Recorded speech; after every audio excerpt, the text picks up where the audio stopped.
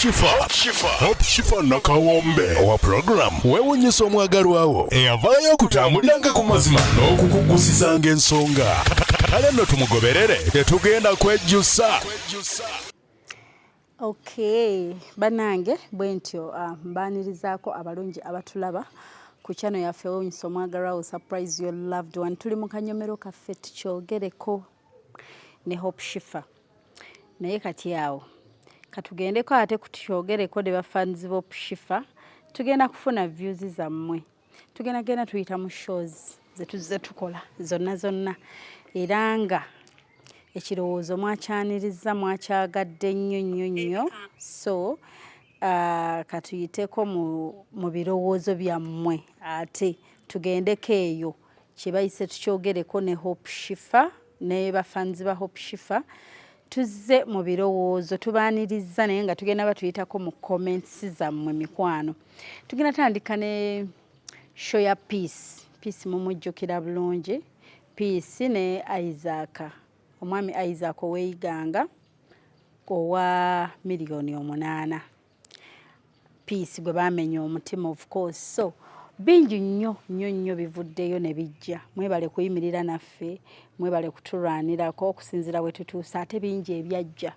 Bwe twamala luteekayo sheeyo bingi ebyajja bingi mwenna abatukubiddeko amasimu Shifanze mulengera wano Shifa ntudde naye wano Shifanze namusanga eno Shifanze oyo namufumbirwako eno ku Entebbe Road eyo waliwo yaba bingi Shifa oyo nange yantwalira ssente zange nsinzidde Mbaale Shifa nange nkyaza mbeeko kyenjogera bibadde bingi bangi nnyo abandyagadde okubanga bakyala okubanga batunnyonnyola ku mwami Isaac abatuule wano mu kamera mu maaso gammwe naye okusinziira ku reconciliation gye tuliko n'okuteeseganya n'ebirowoozo by'abantu tugenda kuba tukola ki soke tulinde bwe kitambula unless ng'avudde ku bisuubizo byatusuubizza mwami Isaac.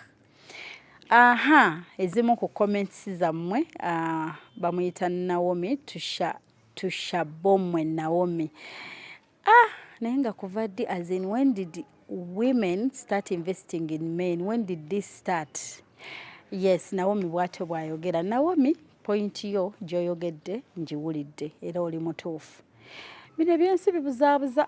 Of course there are those who have invested in men ne kiwakinga out abasajja ne bafuna ate ne bazza n'abasinga bibasaliddeyo. So bw'atyo ye bwe yagamba. Norini Nanyunja n'agamba bambi guma kamaama kofunye Madamu Shifa oyo mwesiga naye nga Madamu Shifa weebale nnyo okuyamba mukwano Mukama akuwe byonna. Thank you Norini weebale kulaba programu yaffe. Hanifa n'agamba bannange gwowonya eggere yali kusambya. That's why girls love rich men nowadays. Poor men change after development. Hanifa yagamba nti ensonga lwaki abawala ennaku zino beeyunidde nnyo mu kunoonya abasajja abalina ssente zaabwe abagagga abaakola edda mbulwa nsonga. Omala okukulaakulanya omusajja ng'akwefuulira bw'atyo naye bw'agambye. Ainetina agambye that's why we women will remember that we work hard after eating our money.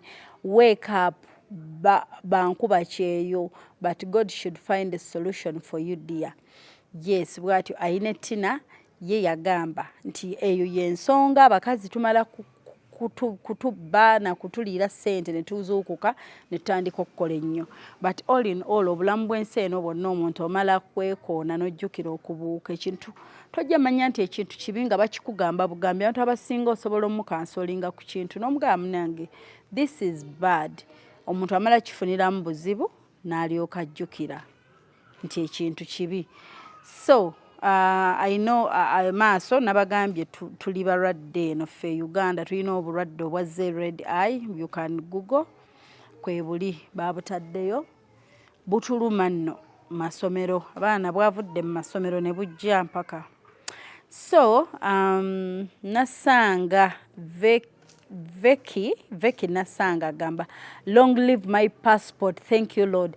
Yagamba passport ye ebeerewo mpaka kubanga ye mununula long live my passport. Nenna Kabugo Harriet n'agamba anti era even Peace is team long live her passport. But still boy child amulaza omutima girl child olina okwebereramu ku ssente yo cause gwamanyi bw'otoba okuzifuna. Buno nno Peace obubaka bwonna bwagenda eri ggwe ng'abantu bano bambi bagezaako kuwa ku magezi oba okuteesa. Ono n'agamba erinnya lye kuliko user dash tz2dz6nl something. Shifa, I'm single because of this. If she knows how to pray and fast, God will pay her back. Exactly. Asabe n'okusiiba Mukama ajja muddizaawo ekisinga. Nansamba Catherine n'agamba my sister fenna baatubba dda. Naye twaddamu ne tukola weesonyiwe omubbi oyo. Kasita okyali ku kyeyo kola ozeewo weesonyiwe kondo nze buli eyanziba namuloopa ewa Mukama. Now some of them are sick with HIV. So weekwase Mukama because God is punishment yekyasinze. Young girl kola good enough gwenno otegedde oli ku kyeyo. Nansamba Catherine mbuye yabasabira n'abakwasa Katonda buli yamubba yalwala dda siriimu. N'agamba ekirungi gw'otegedde okyali ku kyeyo tonajja Uganda. Abamu nti baamala na kuddaka n'alyoka amanya nti talina kyayina. Hanifa n'agamba for sure she's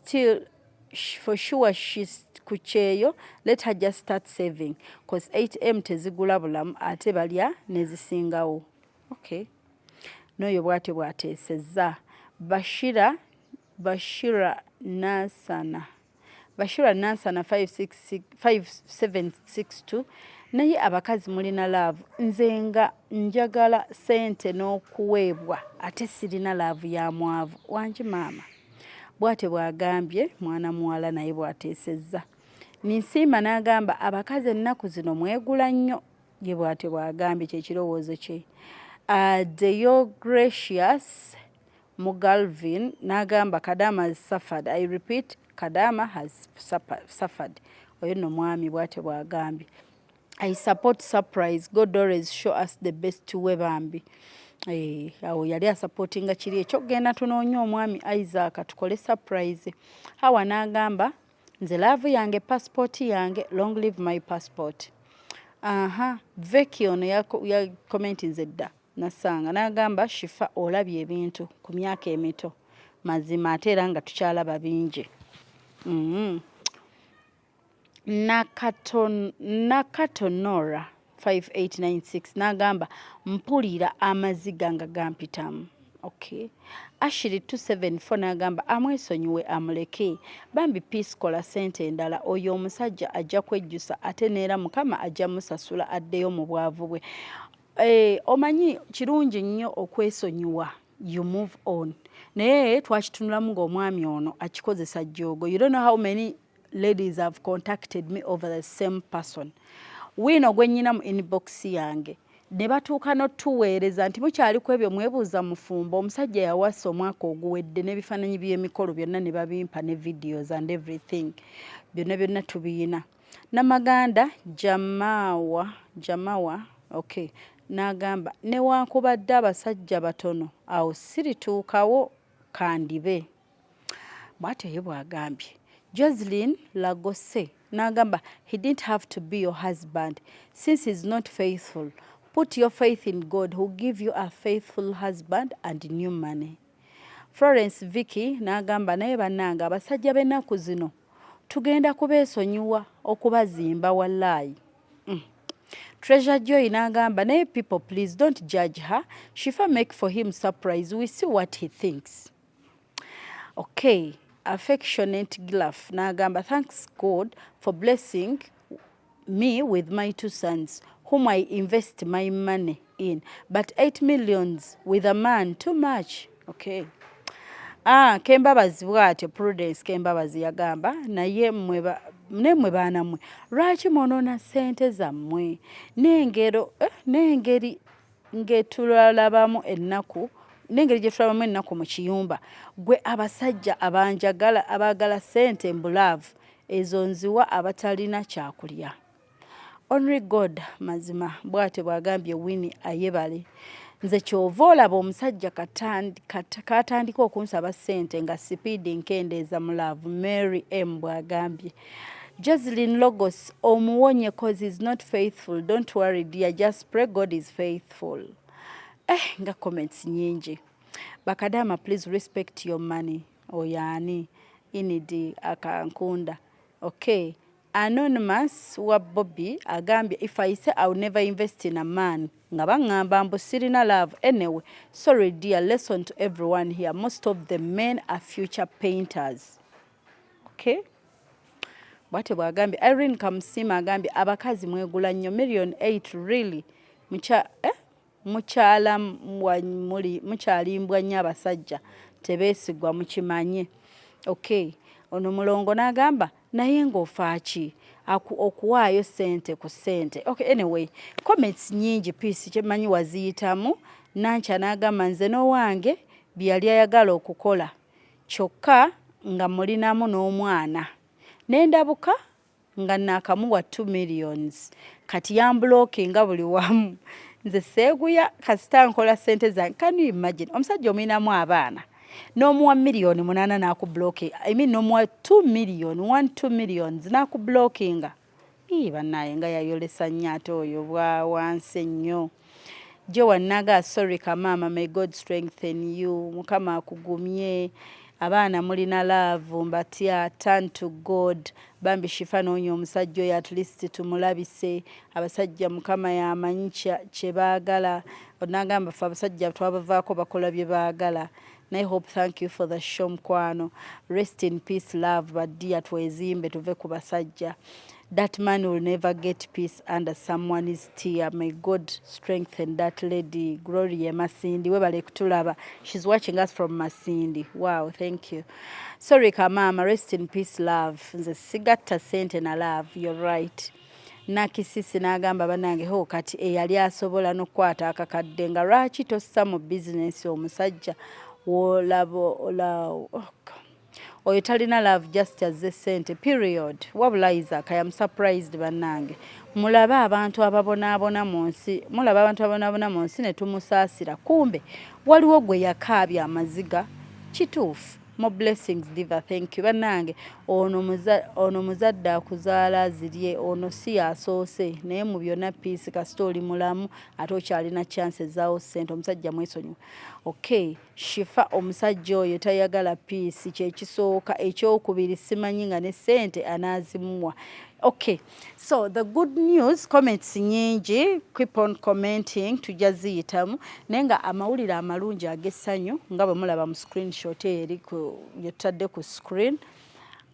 Twakafunako 5,000 ku 8millions ze tubanja. Tukyabanja 7,700,000 but he promised buli mwezi agenda tuwanko 7,000.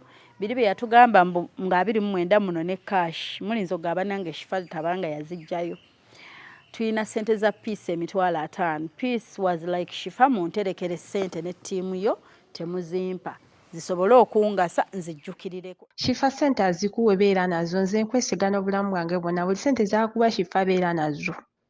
Beera n'ezo sente zonna paka ziggweyo sente beera nazo muliwo nagukwasizza kyawedde. Sente beera nazo kamaama. Sente nazikukwasizza. Era we twogerera kati we are keeping 500,000 as a Peace.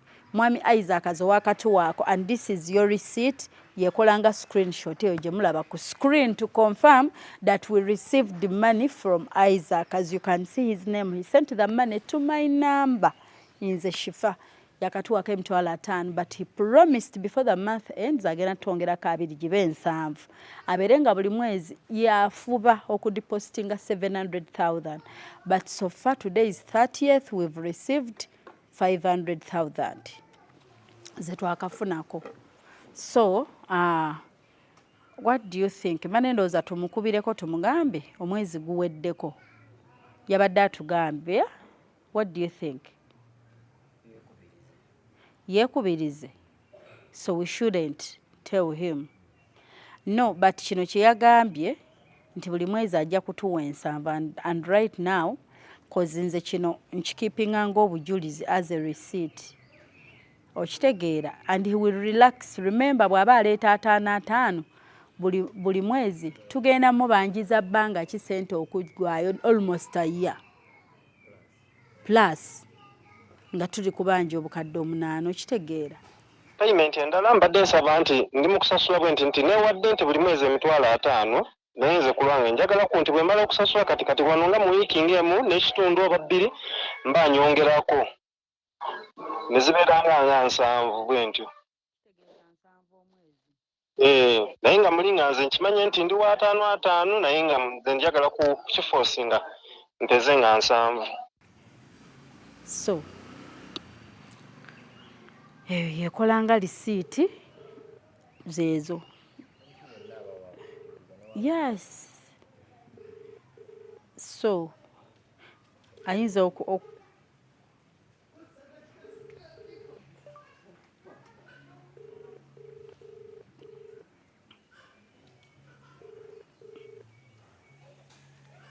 ajja kwejjukiza but ekyemugamba nti tumuleke nga I've got abakyala aba 3. It's not a mistake. Era abakolera waakolera bali bawitnessinzeeko. Omukyala yali yeekyangiddeko awo ku ofiisi yaabwe ku branch y'Ejjinja yeekyangirawo olw'emitwalo aga. Olaba beekyanga olw'emitwalo 3 oyo n'atazirekera teyazikiza baazimuwa. So bingi nnyo bingi, and they were all willing to come beegatte wamu balwanirireko ani mwana muwala Peace. Iza kakasitoma waffe gye nkolera oba mumwetaaga nze njja mubaleetera, tetwagala bufero. Era nga bwe mulabye twakafunako ezo n'okusinziira bwe muwulidde oba bwe ngendo bateerayo okusuubiza kwe na buli kimu, kuba luli yali abiyita lwali bwe twagendera naga sente zammwe nja zibawa zonna cash 29. Of course afterwards yakuba essimu. We did something, he called. Fenna abantu tubaayo nga batubanja. Sente zibula oba zitantankanya oba zikola ki bisobamu. Naye omuntu muwe essuubi, musuubize, teekamu omutima ogwagala okusasula era zijja kulabika omuntu osasule. Ebyo bwe bityo sofa bwe biri. Mwebale tusabira, mwebale tulwanirako n'abaavuddeyo abali willing to help, abatukubidde amasimu okuva Ejjinja. Thank you so much. Era nga muli ready tuyama mpaka ku kisembayo. N'abagambye bambi don't reveal my identity, tondagaayo. It's okay, I understand. Kubanga mubeera naye awo ku lusegere. Mwebale nnyo twabategedde. Tetuyina banne bakola nabo abatubuulira actually bali batumanyi. Njukira nti wowe olina omuntu gw'oyagala banne mikwano gyo bafuka balamu bo muba musharinga biki ne basabako nno fene sente nabo nalaba nti abantu abali mu kukiina nti oli awo bawa ali mu kukola ki ne basabako contribution biki ebintu ebyo ne biyiika nga yalimbalimba bali nti embaga weeri simanyi biki kwegamba nga ye mufere ebintu bye tebitegerekeka paka banne bamuviira mu buntu embaga n'ebeerawo. Kati yabeeranga kyeza yagalanga sisitawo ng'alina n'oyo omukazi gwe yawasa. Alina kubudde buno alina omukazi yamuwasa mbaga. Era oyo Peace abeerewo ng'akimanyi nti Isaac alina omukyala yekyala bakola alwanirire sente za Isaac azimuwe kyekyokka. Naye ng'alina omukyala yamuwasa mbaga. Kasita amalayo sente zokka mugambe oli we paba buli kimu kiterera awatali sente mugambe ebintu bikyali bibi. Ndowooza omulabye talina kyali teyeesobola ng'odde otandika kumanyira muntu gw'obadde oli kuzimbirako obulamu. Tanyumya kasasiro, tanyumya mandaazi, tanyumya kifo oli mukyala munnange, tanyumya. Batumalirako obudde ne batononera ebiseera. Wandifunye abantu abakutwala mu maaso abatuufu ng'oli kweyemba myaka 6 kifa. Alright, ensonga ya Peace bwetyo bweri. Tugende ku nsonga y'ewakiso eya loan. That is settled. Sijja gigendamu nnyo. According to your comments, mwagamba asasule ssente anunule ekifo kye ezo ssente entono. Ey'omukyala owa looni ey'omukyala owa looni bamuyita, I think she settled her case. Let that lady pay to save her property. Oyo user bw'atyo bwe yagamba. Weebale mukazi Hope Shifa, Mukama akuwa omukisa naye bale bw'atyo bwe yagamba. Hey Hope Shifa waffe omubwat. Hey, kanyumide. Hey Hope Shifa waffe omubwat. Ez'emabega ze wamuwa yakuwa receipt. Okay, you are asking nti ez'emabega ze yamuwa yakuwa receipt. Don't worry, you win in Jesus' name. Christ, okay. Hope Shifa help us and meet that man. Actually, you're supposed to give him his balance as he give the land title otherwise. Thanks for the show. Ajja kutubuulira omukyalo oyo bambi oba beesootinga. Hope Shifa weebale kutuweereza mukwano. Nze kyenjogera ku nsonga eno, omukyalo ono wabanga yasasula ssente naye nga talina list gye yamuwa lisiiti ndowooza kyategeeza gye yamuwa ekakasa asobola okumwegaana, ate omukyala n'addamu n'asasula ssente endala. Abantu beekaza naye Hope obwo obusente butono abusasule aggyeyo endagaano y'ennyumba ye. It's simple. Eyo y'ensi mwe tuli, abantu beefuula wabula olemwa. Omusajja bw'aba ayogera mazima sirabawo buzibu asasule ng'obudde bukyali ddiirwe gwe aleme kuriisa ssente ate era badde mwolwo mu butuufu zibeera zirinnya bazongeza nneezo. Mulindwa Julia bw'atyo bwe yagamba. Fred n'agamba let her pay that balance. Hope may God bless you. Thanks dear. Toyanza mwami Fred. Asiimwe Farida naga wow si weebale kunyirira. Okay, thank you. Betty Namuli n'agamba asasule ssente kubanga teziri ku loan, just obo obwagwamu mukwano busasula okiveemu n'endagaano yo eveeyo tewali kirala. Okay, user n'agamba wow Hope ng'owoomi akanyiriro ka Ramadan mashallah. Okay, asiimwe Farida n'agamba wanyumidde luno singa n'ekisiibo bwe kiggwa n'oyambala bw'otyo tunaabiraba. Muneezirego eziba expensive. Teri ngoye za bbeeyi nga zino engoye zaffe z'olaba zino. Naye bale kusiima mukwano. Tugume Roger, try explaining to her Shifa, surely she will understand and clear that little amount. Okay, Nabanja Joyce naga Hope Mukama akwe omukisa mukwano. Thank you love. Veki Nasanga nagamba be blessed Shifa. Thank you dear. Sarah Nantume naga mukwano Shifa, love you so much. Thanks for the love darling. Monica Violeta nagamba omusajja bw'aba ayogera true ndaba atira free okay. User naga naye maama owaayo ssente nga tofuna message n'oyongera yendala watyanga bwe wasisindikira tebazituusaayo. Okay, ssente bazituusa. Okay, Nampama Dina. I'll comment later. Okay. Veki Nasanga kati musisinkane Naluvule. Yewali office. Another question. Do you have all the documents of clearance? Okay. Sylvia Kansime. Kebera musimu yo olabe message ko wasindikira sente ejja kuyamba nnyo. Oh, time for eating this side. Join me friends. Hope Shifa happy Ramadan. Thank you dear. Gizanaga bane hope I do want to meet you one time, but that let her pay that amount and she make sure after paying it she received the receipt which shows that she has cleared up all. If not, that you continue to pay or else those people end up taking your property and it's not much. Dear, take yourself as if you're going to lose the money, but you will save so much. Brilliant. Thank you. Otherwise I love you so much. Thank you dear. Emitwalo 28 sente entono nnyo azisasule property yebere safe. That's my opinion. Thank you Amina Rayat.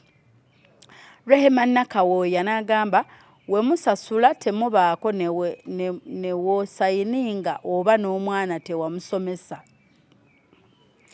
Rehema bw'atyo bw'agambye Anu was of course gamba mbu yabuza mbu kiki ekiraga mbu basasula. Oh God. User, let her pay that money kalas. Thank you Shifa, you're welcome. Kansembeyo no muli banji, but of course I'll be coming back with your comments. The man was very clear, let her pay that money to avoid misunderstandings. Kiyemba n'agamba omwami asobola okuba omutuufu naye obutategeeragana omukyala bwe bumuleetedde okutya. I understand. Bannange, we have to be more serious on money cause bw'oba olina just audio mukwano nze tolina lisiiti awo ojja kuddamu osasule. Bira Alice, it needs you to play for her, dear. Just get time and you can clear it for her because money issues is not a joke. Since she has said that her level of education is too down, it may not be easy for her to understand and believe it. Let that lady pay the money cause of sente butono nnyo to save her property. That is Naranga Shalwat. Abusasule n'olwo kiggwe Hafuswa Nannyombi bw'agambye. Nasaasira Jaslyn n'agamba mukwano sasula tewali buzibu sasula sente. Namwanje Sarah, I'm sorry for this comment, but if the lady sent the money on their account, I'm sure they sent you the message shows that you sent the money. You send that message and we see because that is the evidence. Nabanja Joyce naye era yali ayagala kumubba lwaki yazira emyezi ebiri nga bazimuwadde era lwaki yamublockinga. Okay. Proscovia, nze kyova olaba saagalira ddala bintu bya looni kubanga bo bafa kimu kutwala bye wasingayo era amagezi gempa omukyalo ono asasule omukyalo ono asasule ssente ezo kubanga obwo busente butono nnyo ku kadaama. Okay. Nabitaka Edith ye yakula okutuuka awo nga tamanyi nti obuwandiika ng'oli omuwadde ssente bwe bujulizi. Nze ndaba oyo yandiba yakubba. All right, so many comments, but I want to appreciate you all. Mwebale nnyo kuwaayo budde ne muteekako messages ennungi bwe zityo because this is one YouTube family etajajinga ate tubeera wamu ne tubeerawo ne tuyamba omuntu. Bayambye n'abantu financially, mentally, ne babatereeza obwongo. Kwegamba babayambidde ddala. Basiima nnyo nnyo munnange. Nze ani abeera ne bafaani nga mmwe ab'amaanyi. Alright, tukyogeddeko ekya looni eyo tubwe kityo yalondamu n'akola kyalina okukola. Tugenze ku mwana we India. Omwana we India nakyo tulinako we twakituusa. Though bibadde biwanvu nga si byangu. Amaziga gagendera ddala mu maaso ag'omwana oyo Nabiirah tebibadde byangu ebya Nabiirah ate tebibadde birungi yadde n'akamu. Sigana agenda ku poliisi eno n'ennyamba poliisi eno wona agigendako twagenda tegeera byenjogera bagenda kukwata mukwasi bateeke mu kadduukulu. Kyaiva Mukama yamanya ebyange buli kimu nakikwasiza Mukama. Struggle ekyagenda mu maaso siyinza bagamba nti oba kirinako nti oba kino naye ebyabaawo awo Nabiirah embeera yayongera okuba embi. Nabiirah n'alwala. Kati twafunayo a few people abali mu India naye nga nabo tebigenda bulungi besijja ku mentioninga mannya naye nga nabo abamu ku bo bambi bali mu mulimo gwe gumu Nabiirah mwali. Ne boogerako nange ne bampa ebirowoozo byabwe ne ku magezi. Ko waliwo omuntu ekintu omuntu kyakuleetera nga tolina w'okitandikira tokiinaako magezi tokiinaako buyinza nga tomanyi. So messages zajja ngenda yitako mu message zammwe mbabuulire ne we tutuuse with Nabiirah's issues. Businje yagamba I like how Hope Shifa feels so emotional bambi she's really a nice person everyone needs in his life. Thank you dear. Rosa Sinja n'agamba nedda mukwano togenda mu nnyanja waliwo omusajja gwe bayita Yesu kamala byonna there is nothing too hard for God. Thank you. Vicky Nasanga bambi Vicky thank you. I've seen it by the way. Tugenda kuba tutandika gifting abantu nga bano. Vicky I've seen her mu video eri endala nga she's active again ne wano waali. Nagamba nsaba Katonda akusaasire mukwano teeka emikono waggulu n'amaviivi ku ttaka oyite Yesu asobole okujja mu mbeera eno. Amiina. That is Vicky. Vicky, I want to appreciate you. I've seen you on the other videos. Neno gy'oli bambi, thank you nnyo kati. Mulimu amannya ge tutandika okwetegereza ne tugamba ono katumwetegereze. Yes, tulina kye tujja okujja nakyo mu maaso awo ku bantu nga bano. Ate tuba tubanootinga. Era Team Shifa, please note Vicky Nasanga ali active. Flavia Flavor agambye owuliriza ebizibu by'abantu n'osiriikirira n'ogamba nze nkaabya kajanja. Wallahi kyekyo kye nabagamba mu vidiyo eyo nti waliwo by'owulira n'ogamba nze mbadde nkaaba butalya nkoko ng'ate ndidde naye jjo oba wafunye katunkuma kale oba mukene osobodde omufuna n'omulya n'omutima gwo nga toyina oba kirwadde ng'weebase toyina wakuluma. Just miru embi tegenda kutta lunaku lwonna forever. Oba abamu ne mwetekamu bwetesi competition. Lwaki abawala bano basiba obuviiri buno? Lwaki bakwata essimu west? Lwaki banyirira? Just kweteeka competition mutima gwammwe ne kikuwalanya omulala n'omuheetinga life yo. Ne mukwano siima wooli. So ogambe Mukama. Era weeyise w'otuddawo mukwano weeyise engalo mu maaso ogambe Mukama neeyanzizza weebale soko appreciating wooli.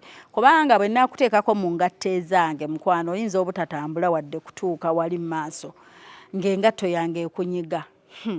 Sylvia Nattabi agambye amagezi lokoka weenenye Yesu ayagala abakooye. Okay. Princess of Jesus naye bwati bwagambye ize come ize go mu nnyanja togendayo kubanga nnaku njereere wabula sembeza Yesu mu bulamu bwo yekamala byonna. You can join MCF radio oba ogende emutunde wa Pastor Tom Mugerwa. Bino byonna nga bigenda eri ggwe Nabiirah mukwano. Katusabe mageyi. Just come to Jesus is everything. Kamama, please come genda togenda kwejjusa ebirungi biri mu Yesu. Okay. Rose Asinja, my dear Nabiirah, cast your anxiety to the Lord and he will raise you in due time. Give your burden to God and he will give you rest. Give your life to Jesus and he will give you peace. Thank you, dear. Sorry, Kamama, bwate bwagambye. Nabwesi n'orinaga bambi Kamama. Togenda mu nnyanja. Waliwo omusajja Yesu mwekwata ajja kuwonya dear. Yeremiah 1:5 bwe nali nga sinnakuba bomba mu lubuto. Okay, sinnakubomba mu lubuto natukuza nkutaddewo okuba nabbi eri amawanga Abaluumi 10:10 kubanga omuntu akkiriza n'omutima. Okay. So kyemmanyi wasoma waawo mukwano. BBGH wa alaikum salamu wa rahmatullahi wa barakatuh. Nange nsaba wa kitiibwa Allah akumalire mukwano. Okay. User PG6 Mukama akusaasire amina. Era user agambye wabula omulungi Hope Shifa Mukama yakutuwanga kirabo era nsaba Mungu akumpeere kyosinga okwagala mukwano mu mutima gw'omulungi era ogw'ekisa era ogwagaliza. Thank you. Okay, user nagabambi kanyabo mpulira amaziga gange era nsaba ayi Mukama Katonda wange omuwala oyo afune abazira kisaba mukomyewo kitaawe bambi. Okay, Jessica 256 naga sometimes waliwo robeera mu mbeera ngolowooza gwe ali obubi but after seeing such stories n'ogumira woli may God see her through in that situation. Kyembagamba waliwo nze abantu nga oli nakkaabira buli omu alina ebizibu ku level ye tetuganye naye nga mu butuufu ekizibu ky'okaaba kitono ku byabalala anyway buli omu alina ekizibu ekinene ekikye mu bulamu bwe naye bw'otunuulira ebirala. User VF3 the way Shifa is serious calling omufere bannange bwoleka Shatra Madi bambi nsaba Allah akozese hope ku balala bawangula bambi era akukozese ku siisi waffe ayambibwe. Amina Petra Logose, thank you for good advice mukwano, God bless you. Bira Alice nagamba all people Bira Alice naye namulabyeko eri ku video endala. All people have challenges but we just give everything to God. Mazima. Mirembe Gloria dear Nabiirah wekwase Mukama ne Mama Maria onywere kyokka akozesa linnya litali lirye. Bridget, let that lady tell the boss truth that she's sick. At least wano wenzija no. Ngena banyumiza, let that lady tell the boss truth that she's sick. At least may she will forgive her and give her passport. Okay, malirize no. Walaikum salam wa rahmatullahi dear wa ya Rabbi, thanks dear. That is Fazira Natabi. Use anaga, let her give everything to God. Joy T Nagamba, hope contact David and inform him about that issue. People are spoiling people's brands. Banange boleka. Okay, mukama mugumye maziga merere. My advice sis Bettina agambye, her advice is weweeyo mu mikono gya police oyogere buli kimu oyo boss wo bajja mukwata era ajja kuwa passport yo odde ewaka mukwano. User naga mwasibye mutye yabeeyo. Vicky Nasanga, so active. Thank you, Vicky. Thank you, Lord, for our daily lives. Amen. God bless your works, Shifa. It's still Vicky. Thank you, Vicky. Flavia Flavor ne namulabyeko kale singa osobola okuweebwa chance. Nemba singa osobola Favor gamba kale singa nsobola okuweebwa chance nembabuulira ekiri wane Dubai. Abaana beekoze ebintu wano. Ate abantu abaleeta abaana wano bakazi mmwe temuulira baggulu. Amina Petwalogos agambye Amina mashallah naye namulabyeko. Okay. Nakalema Sauma nagamba newemba mwavu tu si nzija Uganda mbu siriva Uganda nti kwetunda kati lwaki tewagenda mu kiyumba singa oyamba abaana bo bulungi kati obulamu wabusingayo wuuyo tosobodde yadde ofunye obulwadde kati ekigendererwa tokyalina. Oh God. Viola Nakawooya naye bannange maziga meerere naye abantu tuguma naye oyo atagumiikiriza yakula atya. Bannange buli bw'osobola Mukama nga tomukaka nossa mu ddembe Mukama kakuwulira. Mukama mwesigwa addemu essaala zo mukwano. Okay, so bingi mikwano bingi nnyo ddala ebya Nabiirah, but tuyina kye twatuukako. Like I told you, we got different people abali mu India. Mbebaza cause bayita mu kyekimu oba bakola kyekimu Nabiirah kyakola. Sigenda ku revealing amannya gaabwe.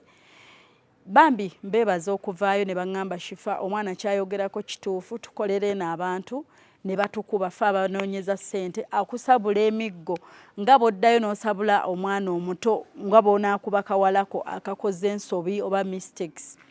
Omwana oyo we got a few people cause natuuka nga njagala tufune abantu bayinza okwogerako nabo bamukansolinge babe wamu naye nga nze ebigambo bimpeddeko ng'abamu bali mu India banne nayogerako nabo. Mulimu n'abasobola omusindikira kasente agenda agula eddagala akatonotono.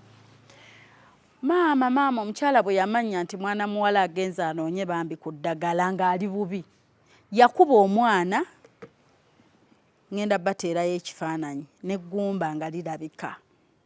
Yakuba Nabiirah n'amukuba banaye n'abimpa nze nempulira nga amaziga ganfuukidde amaziga n'ennaku. Baamukuba n'amulangira ekyawano nawali. Omukyala oyo amanyi bulungi nti omwana oyo mulwadde. Sigamba nti tabimanyi. Okitegeera. So nenfuna muzira kisoomu akolaganako n'aba embassy. Gwe sijja naye kwogera linnya. Naye ng'ali mu dderi. Mu kuba mu dderi n'abaako amagezi ge yatuwa. Ne tunoonya engeri tugenda okukubaganya ebirowoozo nga tetulina nga tebayina bwe bagenda ssente we zizina ezigenda veezo miliyoni nga oba 5 boosi zakyabanja gwazibanja naye yennyini mulwadde yeewulira nti aweddeyo nga ye mukazi wattu. So okusinziira ku banne be yafuna abaamuwa amagezi naye nga n'essimu nno ogyogerako okukuta ate olina okudiriitinga by'oyogedde kuba abo babboosi bakebera mu masimu. Nekituuka ng'alina kutoloka era wenjogerera okuva gye yali bannange ekigambo nkyerabira ate nga bwe twagenda India gye twali I forget the word. Ekyalo gye yali abeera Nabiirah India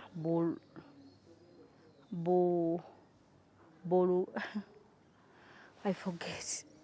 Kinneerabira ekyo ekigambo gye yali abeera wala cause baamubukingira ticket n'alinnya train kyamutekinga 2 days mu train yatambulira 2 days to reach Delhi. Wetwogerera Nabiirah ali mu Delhi. Kati obudde buno simanyi bwe tugenda kikola but ekyetaagisa sente za ticket. Tetukyanoonya ziri ate ez'okuwa boss kuba yadduseeyo. Kuba ati ne boss naye olutalo n'ebikolimo bingi n'abagoberera gundi zino stories bamugamba boss. Naye kambabuulire ba boss tetuganye buli omu aba ne business ye. Sigenda judginga muntu yenna ku business ye. First of all gw'otwala aba yayagala cause nyina neyaŋŋambye ekifa gwoyina kyotategeera gwomanyi ssente mmeka ze tuteekamu bawala abo okujja bakole ate nga nabo essuubi lyabaggwako. Okay. Naye mmwe kye mugamba nti mmwe bizinensi zammwe tezirikola ku loosi nga gwe bonna nga b'obaleese balina okukukolera ssente nga bw'ozaagala. Keera omanye ogambe nasuubudde ennyaanya ekisero ky'ennyaanya ennyaanya 3 zinvunzeeko kanzite ku 100 ennyaanya 3 bwe ziba zoonoonese sigaze ennyaanya 97 maybe. Naye kati omuntu akedde akulaze ndi mulwadde nzigweddeyo oba nfanfe gwe n'osigala ng'omukuba ng'omulaga nze ezange nzaagala. Kati gwe naawe golooza ezo ssente oba onaazifunamu omukisa nga gw'ozituma azikkolere buli lunaku akaaba alaajana akaasinga ayogera ebigambo gwe n'oteewaayo oba tolina mutima guyamba n'ogamba ono omwana mulwadde kamuyambe byensi eno tomanya kubanga era abasinga muba bazadde. Kino n'ogamba kino kigaanye. Teri abagaana mirimu gyammwe naye n'ogamba kino kigaanye kammuleke gwe ate n'oyongera ate mukuba nga tofuddeeyo waakufiira mu ngalo. Kati si bintu by'ensi eno si byangu naye nga emboozi ya Nabiirah sofa yeetooloolera awo nakomye nga gye baamututte baatwagalamuko akasente k'akatanda bagire nga bamutadde mu katanda eba ye bed space yes yeebakewo within a month nga bwe bagiya on how bwayinza okudda eka ng'oggyeko on how then ne ssente zigula ka tiketi eya tiketi okudda. Kyekye tunoonye ekyo era wabaayo muzira kisa tusonda za tiketi Nabiirah ddeeka kuba kye yasaba. Nabiirah yasaba nti at least nzireeko ekinajja kijje. N'ekirala omukyalo oyo kye yamukola boss bwe yamanya omwana ono nti atandise anoonya obuyambi kati omuntu akola omulimu ogwo agenda bw'atyo mu basajja ab'enjawulo mulwadde ate tomutreatinga tomujjanjaba. So bwe yamanya yanoonya ennamba ya nazaala we jjajja w'abaana ba Nabiirah n'amukubira n'amugamba ono ali eno temumanyi mulimu gwe yajja kukola yajja kwetunda yalwala dda siriimu. Omukyala boss okuba nga ayamba yakubira nazaala maama w'ono jjajja w'abaana ba Nabiirah n'amugamba tamukubira nno nti oba ajjeyo na buyambi oba bamuyambe nga bw'ogamba nti muni omwana yalwalira eno tumuyambye tutya. Ye yamukubira muhaatinga nti okuhaatinga obulungi ng'ekyo naamubonereza kuba nga yagenze kufuna treatment ate nga ssente zaamuweerezebwa banne abawala abalala bali e India boosi nga ye alowooza babyezize okugenda.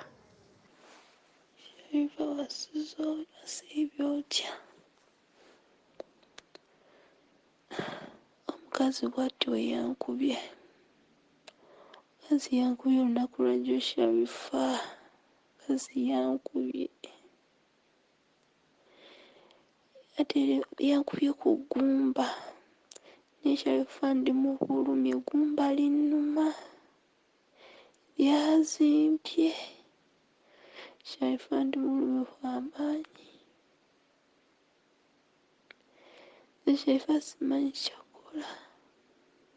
Simanyi kyakola kyennyini. Simanyi kyakuzzaako. Ndi mu bulumi obw'amaanyi Sharifa ng'ejja okuwulira. Abantu wazimbye yankubye ku ggumba mpulira obulumi.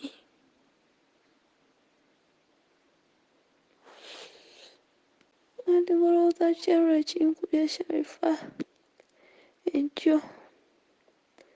Omukazi we nasinkanye ngambye jjangu tugende nsobola okufunira eddagala. n'omiralako eddagala nga bakunoonyeza obuyambi okola ki odde ewaka. Teyabaddewo omukyala ono yadde agenze. Kiva ku makya nga neetegeka ngenda nsinga n'omukyala nga tugenda mu ddwaliro. Nga mu ddwaliro bankolako yugenda process nnyingi nga wemanyi nga otali viino. Nga bankolako nga bamuzuki nga bankolako nga balaga obutofaali bwange buli wansi nnyo nnyo nnyo nnyo. Bankoze kukwata budde 12:00 ez'olweggulo neekomawo ewaka nga bankozeeko. Nensangawo omukyala n'ambuuza ovaawa, ne munnyonnyola ne mugamba yeza wano era obulamu bwange. Bulijjo okukoma otuula wano nekoma ndi nafuwa. Yali nafunyeeko eddagala lyensiiga ku mubiri naye nafuwa. Abaana bange mugenda okufiira mugenda kunjokera wano. Abaana bange ngenda balekera baani? Omukazi yasazeewo okunkuba Sharifa. Omukazi yankubye nange we navuddewo nga we ntambudde nze kubuulira abantu nga we ndi omulwadde mubanyambe ki? Sharifa omukazi yankubye. Badde nsaba nze waliwo ekintu ekisukka naye buli muntu alina bwe yatondebwa nga okukkiriza kwe ku mutima kulala. Tosobola kkaka bantu nzikiriza kukkiriza oba eddiini ku mitima gyabwe. Naye nze nkubuulira okeera omuntu nogaa bino byo bwe mba nasuubula eno yoloosa omuntu n'omuta. Kuba mulimu abakijjamu nga ye alyokke n'akeera ne ssente n'azifuna ezisobola omuwa ekiddako n'asigala ng'akikola ng'akyagala.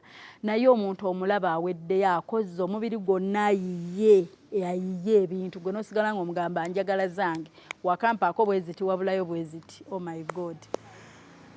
Oh bannange videos ne kuteesa kwammwe bwentyo bwe tujjanga okukola.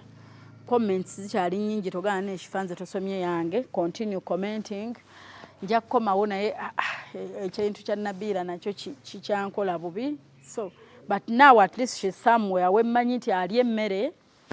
Mwana muwala yeeyo Bangalore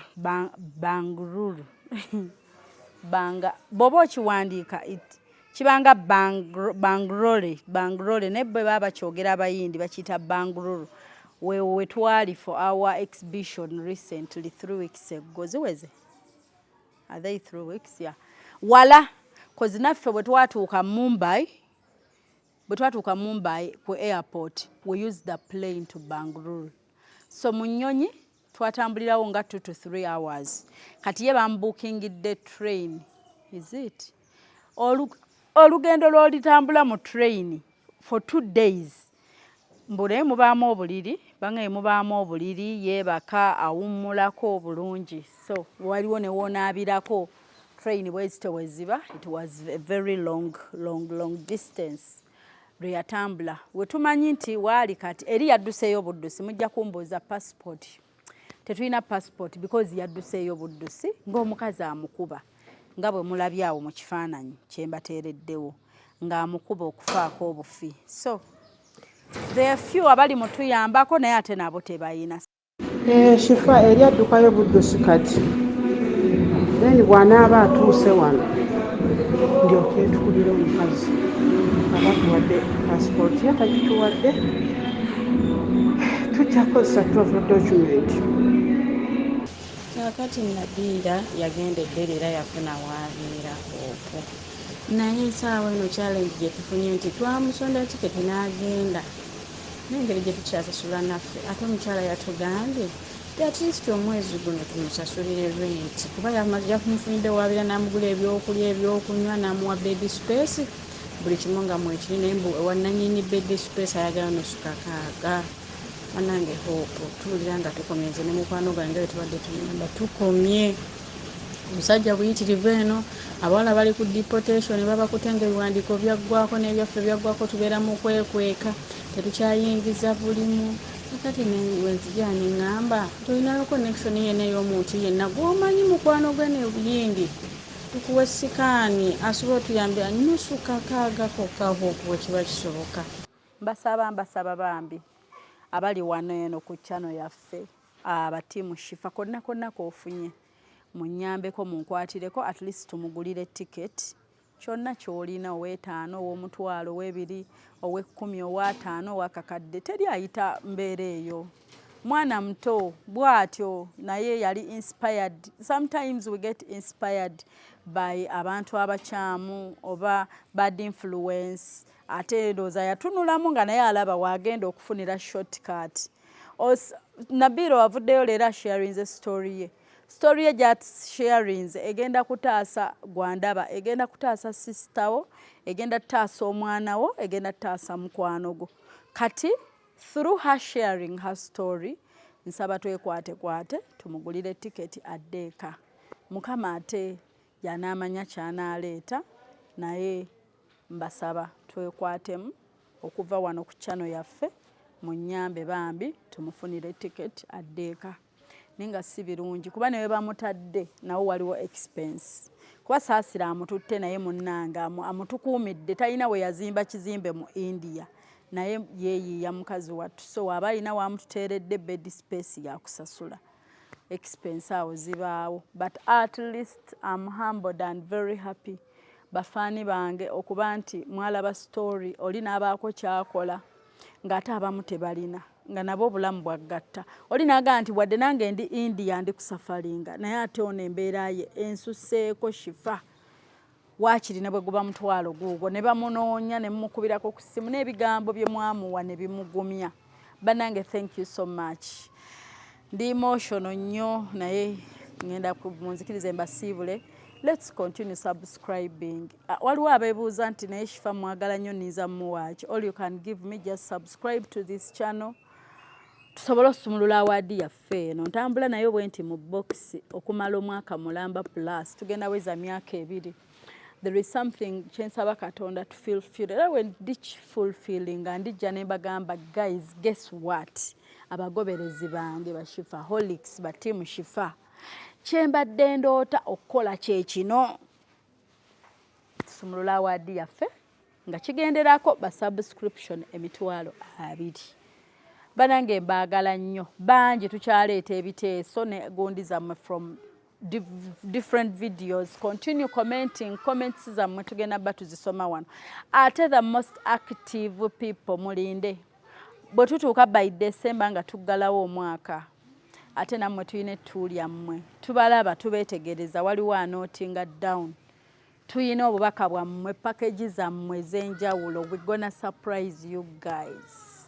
We love you so much. Take care. Mukama abankuumire sigadde ndina kawombe Shifa hope onsanga ku +256 782 101569 oba nosanga ku +256 702 56 21 57. Please subscribe. I love you so much. God bless you. Hope Shifa nakawombe owa program wewunyisa omwagalwawo eyavaayo okutambuliranga ku mazima n'okukugusizanga ensonga kale nno tumugoberere tetugenda kwejjusa.